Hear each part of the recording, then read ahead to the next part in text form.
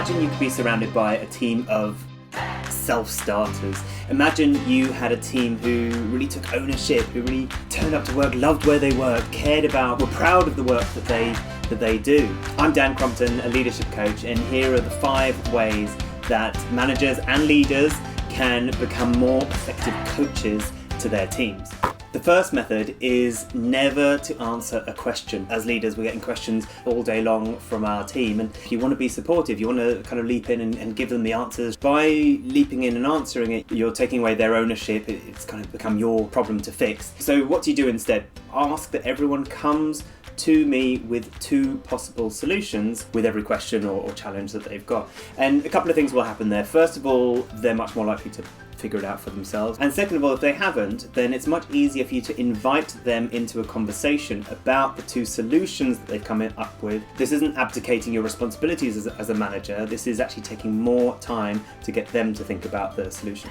Step 2 is to ask questions that you already know the answer to. I had it recently with a client who had a salesperson who was underperforming. The easiest way forward would just be to tell that person, oh, you need to sell more of this product. Asking questions that you know the answer to, that sounds a bit like this. Who do you think is the best salesperson on the team? What do you think they're doing differently? When we look at these numbers, what can you see that's different between your sales and their sales? You get the idea. As a leader, you know the answer to all those questions, but by taking a bit more time to ask those questions of that person, it's going to lead to meaningful change, not just telling someone what to do once.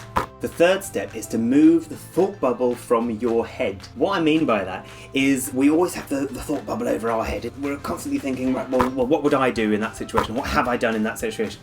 And what did we do in the past? It's all these thoughts going on above your head. If you can move your focus from your own thought bubble to the thought bubble over your team member's head, your role suddenly shifts from having the answers and giving the answers to facilitating someone else's thought process in order to find a solution. The 4th way that leaders can become better coaches for their teams is to take time. I remember when I was being taught how to do a massive budget, the easiest way for my manager to teach me that would have been just to do it himself, to have me lean over his shoulder and watch, but what would I have learned doing it that way?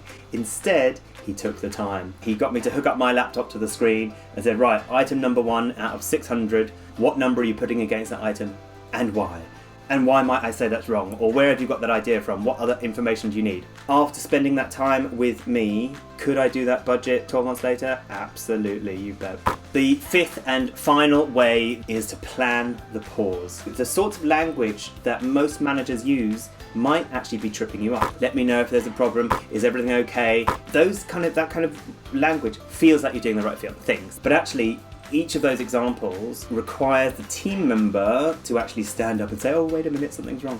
To counter the hierarchy trap, you need to plan the pause. Rather than saying, let me know if there's anything wrong with this, say, off you go, let's have a meeting at 12 o'clock tomorrow or 12 o'clock next Tuesday. We can review your progress. You are ensuring that there's time when they will have your guidance and your support, rather than requiring them to stick their hand up and say, oh, I think this might be wrong. So all of those 5 ways to become a better, a more effective coach for your teams. You should feel a bit strange doing them. They take practice. I promise you, they do not feel strange to your team members who are receiving them. You'll end up building a team that takes ownership and is super proud of the work that they do.